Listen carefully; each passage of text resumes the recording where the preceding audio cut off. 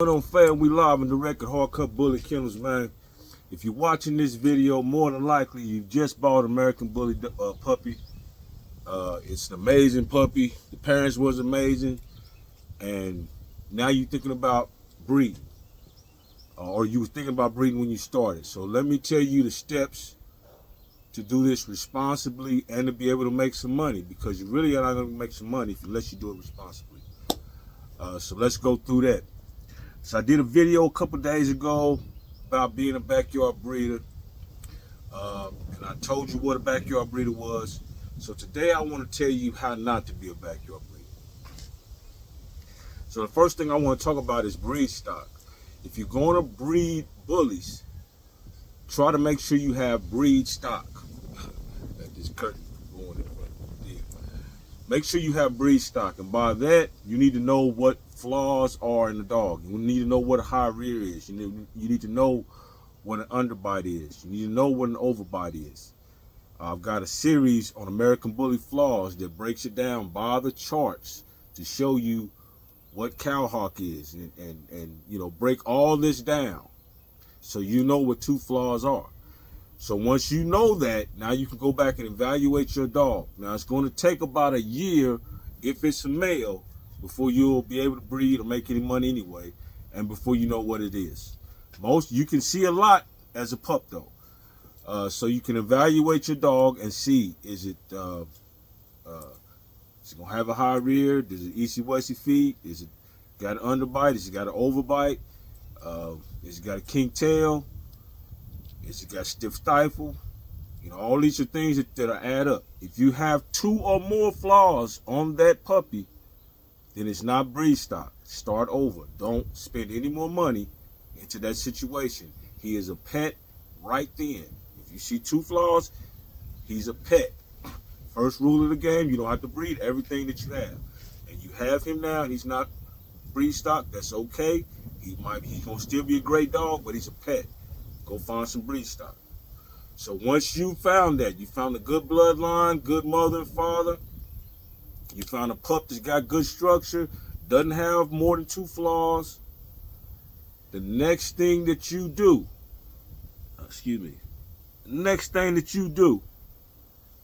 is you go get you an embark test. EMBARK. Google it. You can get them on Amazon. About $100, $159, depending on which one you get.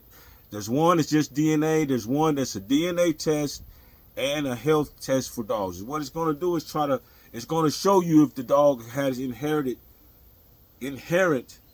things that you shouldn't breed. You'll know right off the top before you start. And Embark is one of the most well-respected and most thorough test there is out there. I'm sure there's more, and everybody's going to let me know when this is over. But $100 to $159, I suggest that you get the $159 one that does the DNA test and the health analysis, and you'll know what your dog is, and you'll be able to tell your people, my dog is good. He doesn't have any heart murmur. He doesn't have any flaws that will make him create bad puppies. Now you know you have breed stock, and it took you $100 to $159. That separated you from a backyard breeder right there. Now the next thing is you're gonna have to wait a year if it's a male puppy before he's able to breed. If it's a female puppy, you might have to wait 1.5 years to 2 years.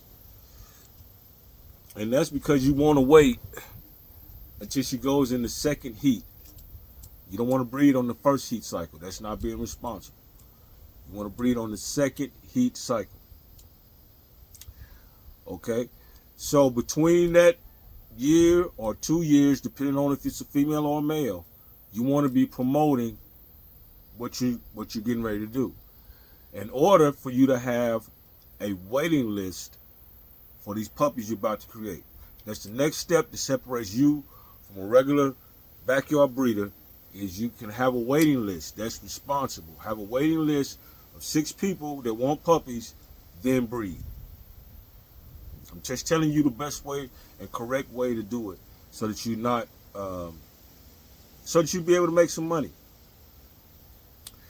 Okay, So we got those two things done. Now you need to find a good veterinarian that you're going to be able to trust, because you're going to have to go to her for prenatal advice. You're going to have to go there when the dog goes into labor.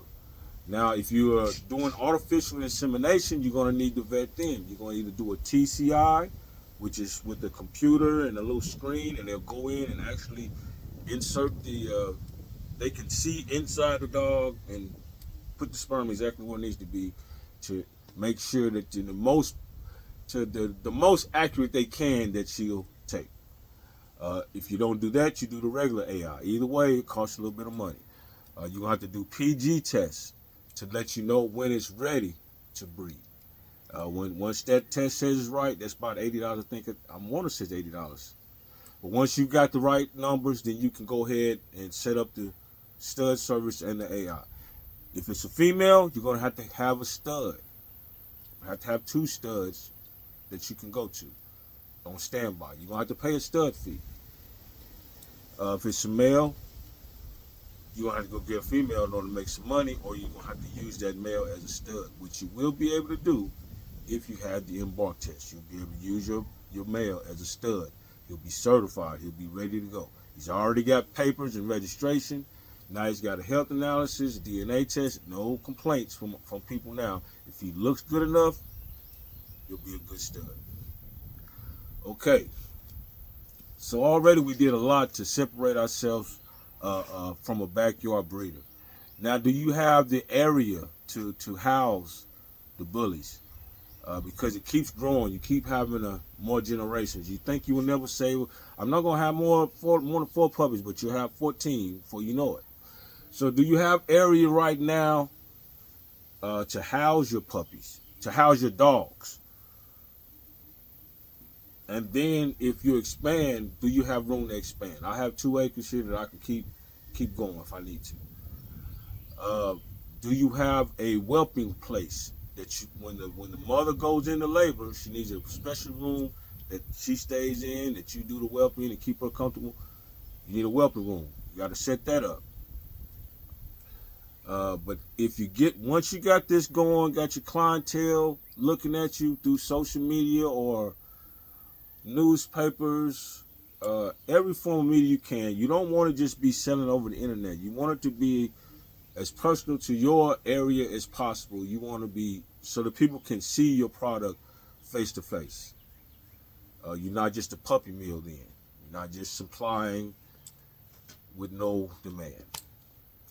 Now, once you get ready to have the pups, you're going to have to pay a C-section if you have American Bullies. C-section could cost you about $1,200. So that goes back to the veterinarian that we said. You want to plan that out. It's going to take a reverse progesterone test to know when it's ready to do the C-section. When that number gets right, you'll know it's time to get the C-section. Get the C-section done. If you wait too late, it's going to be an emergency C-section, and it could be anywhere from $200 to $500 more, $1,000 more, depending on where you're at in the world. So try to get it planned out, the C-section on time. So then you got your C-section done, you got your whelping room set up, you bring the pups home, you get going.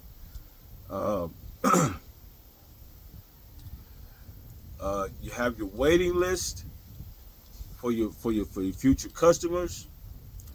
You have area for your dogs to live in. Me personally, I have an indoor-outdoor set up just about everywhere. They have an indoor place they can be in, and they can just go outside, have their own little yard. Not everybody has that, and you don't. It's not.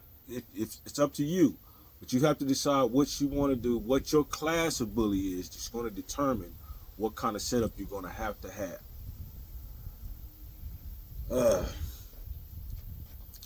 So that we said a lot. Whether you know it or not, I said a whole lot. What else do I want to talk about? Getting the pups to good homes is another good thing. That's why you want to have this waiting list, so you'll be able to talk to your customers and weed out the bad people and keep the good people around. If you do that, you got a good chance of being a good breeder, man. And to advertise pups nowadays, the best thing to do is social media. It'll get you in the ballpark, get you a base before anything will nowadays. Everybody's on social media. So get that down and you'll be ready to go. So I hope that helps you out, man. That's my little quick little spiel. Break it down to you. It's my birthday, man. I just turned another one. And I ain't going to tell you how old because I'm up there, but we out here doing it big for the rest of the day. You hear me? Appreciate y'all joining, man.